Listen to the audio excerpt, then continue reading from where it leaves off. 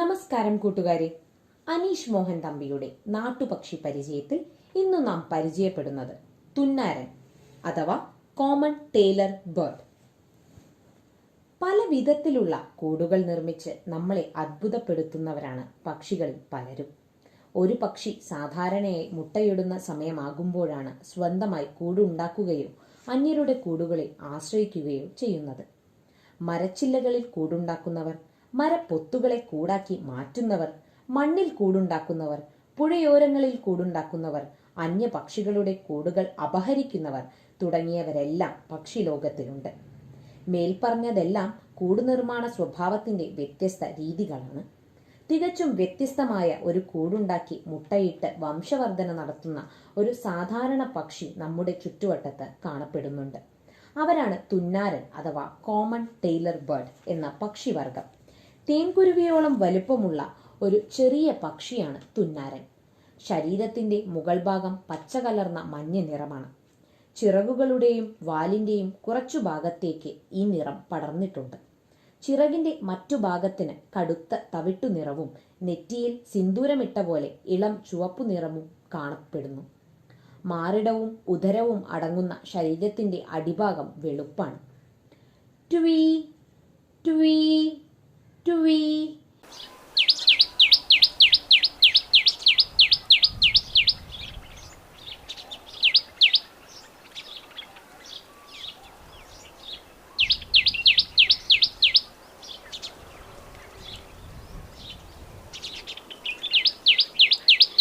എന്നൊരു ശബ്ദമാണ് ഇവർ പുറപ്പെടുവിക്കുന്നത്.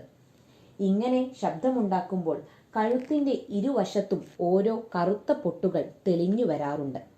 ആൺപക്ഷിയുടെയും വാലിന് അല്പം നീളം കൂടുതലുണ്ട് എന്നുള്ളതൊഴിച്ചാൽ പെൺപക്ഷിയുമായി പറയത്തക്ക വ്യത്യാസം ഒന്നും തന്നെയില്ല.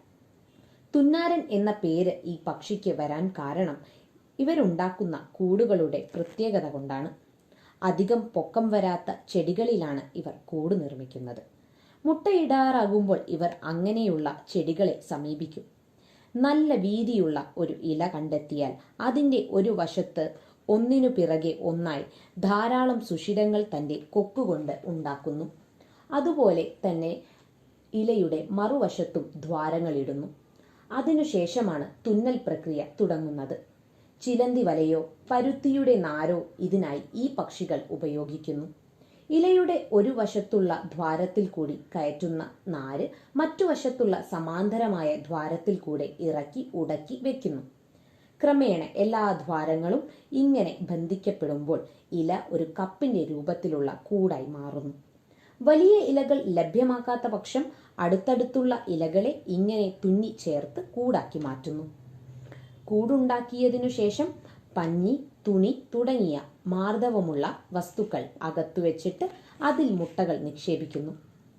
കൂടുണ്ടാക്കുന്നതും കുഞ്ഞുങ്ങളെ പരിപാലിക്കുന്നതുമായ ചുമതലകൾ ആൺപെൺ പക്ഷികൾ ഒരുപോലെ ഏറ്റെടുക്കാറുണ്ടെങ്കിലും മുട്ടകളെ വിരിയിക്കുന്ന കർമ്മത്തിന്റെ ഏറിയ പങ്കും പെൺപക്ഷി നിർവഹിക്കുന്നതായി നിരീക്ഷിക്കപ്പെട്ടിരിക്കുന്നു.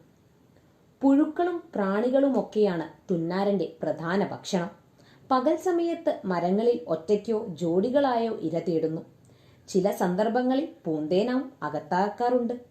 നമ്മുടെ പൂന്തോട്ടങ്ങളിലും വീട്ടുവളപ്പിലും കൃഷിയിടങ്ങളിലുമുള്ള പൂച്ചെടികൾ, അലങ്കാര സസ്യങ്ങൾ, ഔഷധ സസ്യങ്ങൾ, ഫലവർഷങ്ങൾ തുടങ്ങിയവയ്ക്കെല്ലാം ഭീഷണിയായ ധാരാളം ഷഡ്പദങ്ങളെ ആഹാരമാക്കി നമ്മളെ സഹായിക്കുന്നവരുമാണ് തുന്നാരന്മാർ. ഇലകൾ തുന്നിച്ചേർത്ത് കൂടുണ്ടാക്കുന്ന തുന്നാരനെ കൂട്ടുകാർക്ക് ഇഷ്ടപ്പെട്ടു എന്ന് കരുതുന്നു. എന്നാൽ ധാരാളം നാരുകൾ ശേഖരിച്ചുകൊണ്ട് വന്ന് അവയെ കോർത്തിണക്കി കൂടുകൾ നെയ്തുണ്ടാക്കുന്ന ചില പക്ഷികൾ നമ്മുടെ നാട്ടിലുണ്ട്. അവരെ നമ്മൾ അടുത്ത ലക്കത്തിൽ പരിചയപ്പെടുന്നു. കൂട്ടുകാരെ, ഇനി നിങ്ങൾ തുന്നാരനെ നിരീക്ഷിച്ച് കുറിപ്പുകൾ മയിൽപ്പീലിക്ക് അയക്കാൻ മറക്കരുതേ. നല്ലൊരു നാടിൻ കഥ കേൾക്കാം.